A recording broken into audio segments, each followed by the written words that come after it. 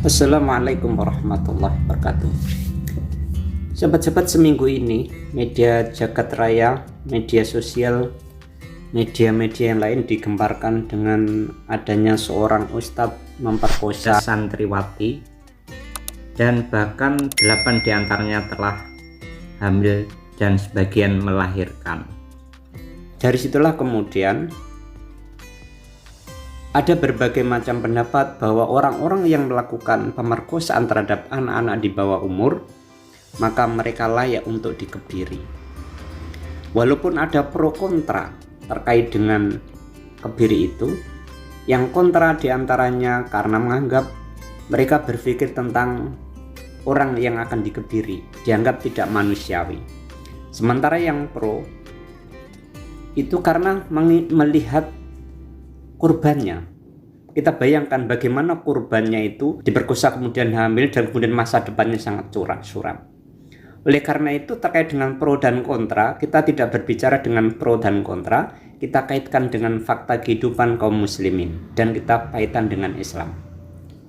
Sahabat-sahabat, apa toh disebut kebiri itu?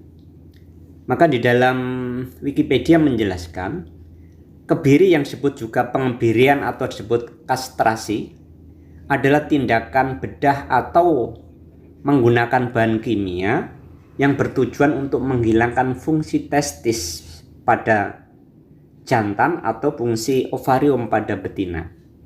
Sehingga pengebirian dapat dilakukan baik dengan hewan maupun dengan manusia.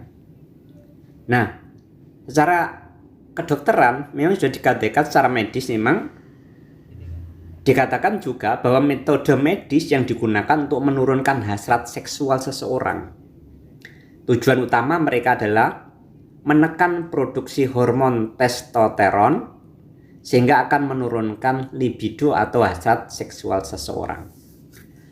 Apabila seseorang telah dikebiri, artinya baik itu dioperasi, kalau dioperasi itu diambil buah pelirnya atau dipotong saluran dari buah pelirnya itu, atau kalau dengan kimia disuntik dengan kimia, dan itu sekali suntik kimia itu biasanya antara 3-5 tahun fungsinya, sehingga 3-5 tahun seseorang yang telah disuntik itu istilahnya dikebiri, maka dia tidak akan tertarik kepada seseorang lain jenis atau gairah seksual itu tidak akan pernah muncul.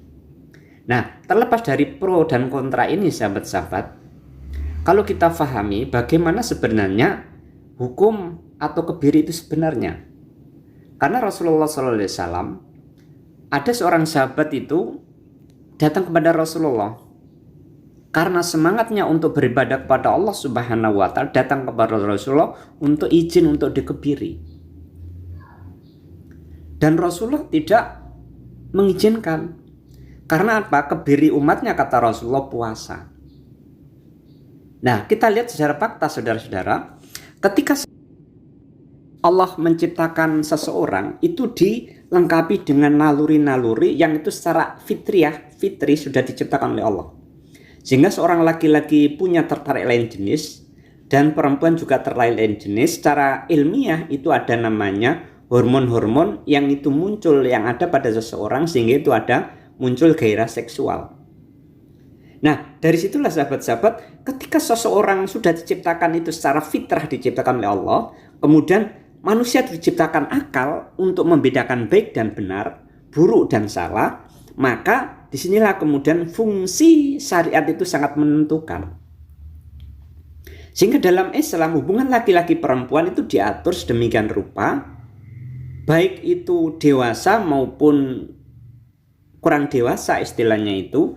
Kan di dalam Islam itu kalau sudah balik dianggap sudah balik, dianggap sudah dewasa, sementara belum balik itu dianggap masih anak-anak. Tetapi dalam ilmu pengetahuan sekarang, dalam sistem sekarang, orang yang disebut dewasa di atas 80 tahun, di atas 18 tahun.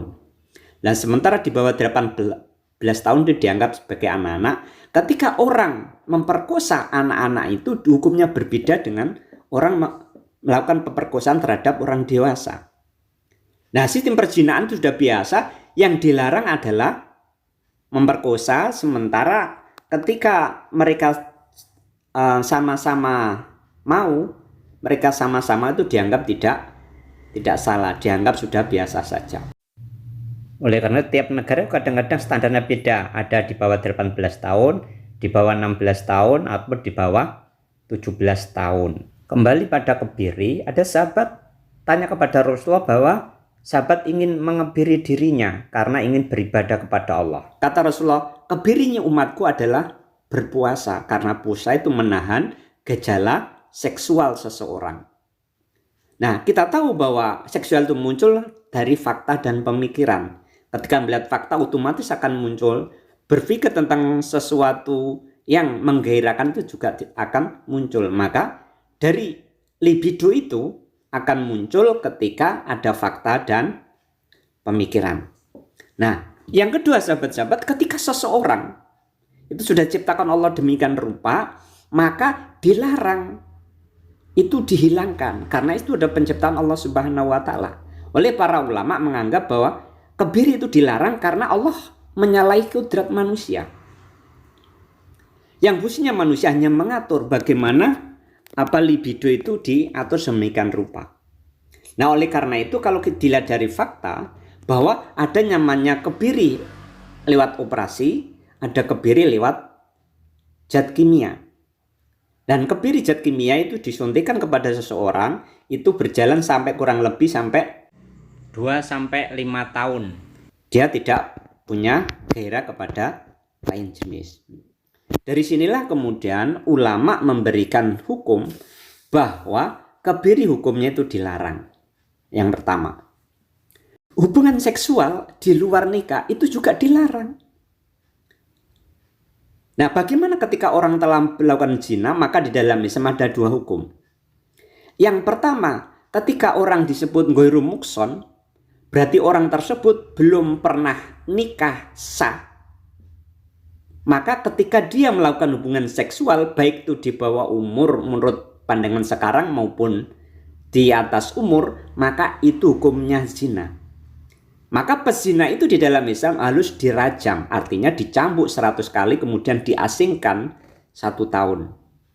Itu yang pertama. Nah, ketika orang itu berzina, baik berzina itu, yang penting berzina itu dalam arti mereka sudah punya suami istri, bahkan dia pernah menikah yang sah. Nah, ketika berzina itu hukumnya itu rajam. Bagaimana rajam itu? Dia dimasukkan lubang sampai dada, kemudian dilempar batu sampai meninggal dunia. Itu namanya rajam.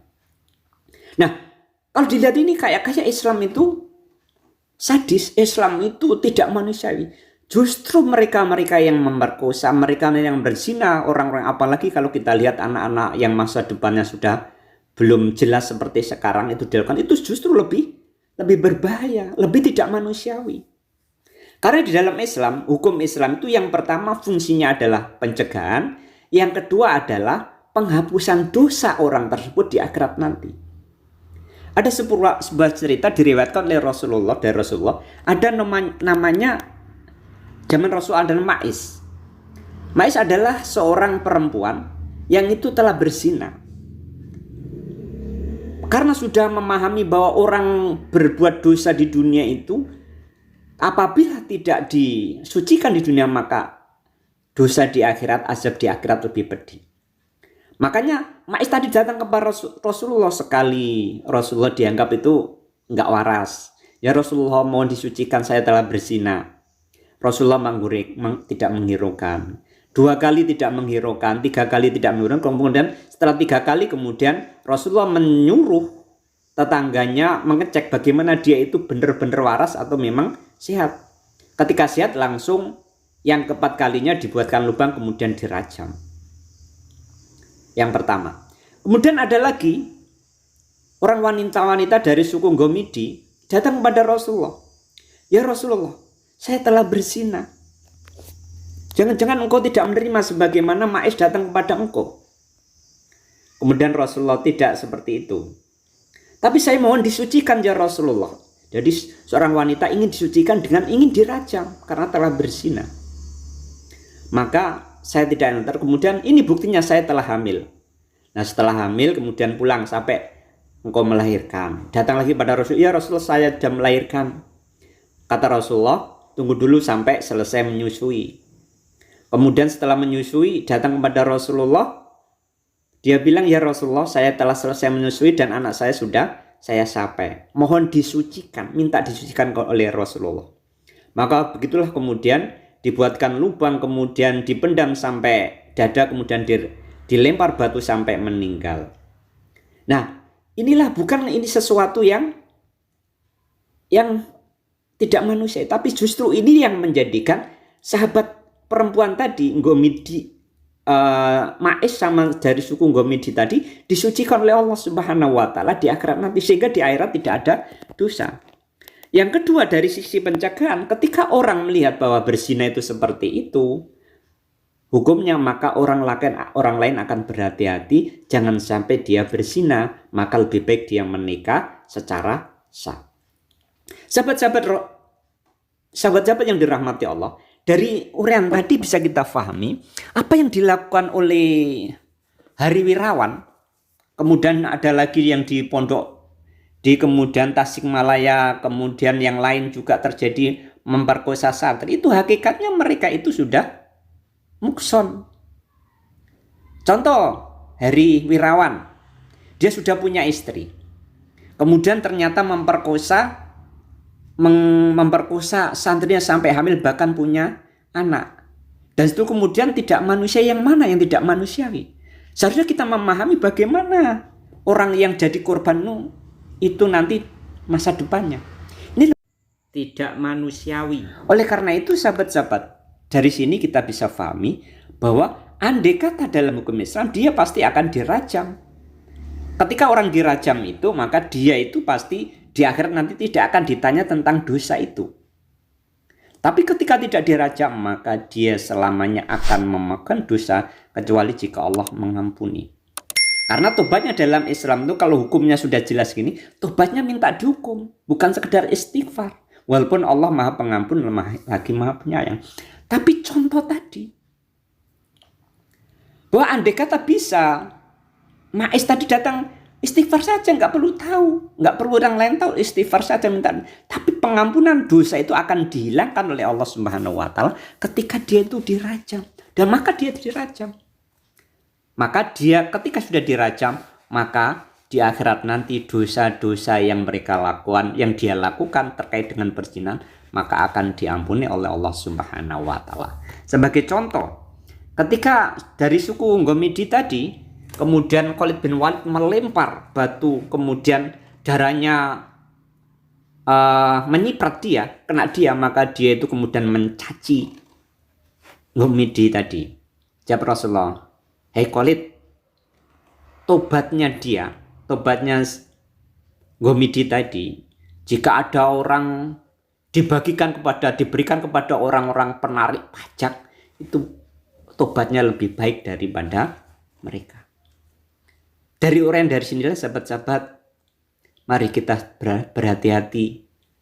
Jangan sampai hukum Allah kemudian disampingkan. Karena kaitannya dengan hidup kita dunia maupun kehidupan di akhirat. Oleh karena itu terkait dengan kebiri, itu yang seharusnya diberikan pemahaman kepada kita. Karena kebiri hakikatnya tidak menyelesaikan masalah, tapi hakikatnya kebiri itu adalah dalam rangka hanya sifat manusiawi saja. Tapi di dalam Islam tidak seperti itu, karena hukum di dunia itu dalam rangka untuk pengampunan dia di dunia menuju kehidupan di akhirat, sementara orang lain dia sebagai pencegahan orang lain agar orang lain tidak melakukan aktivitas perzinahan seperti itu. Demikian, semoga bermanfaat. Wassalamualaikum warahmatullahi wabarakatuh.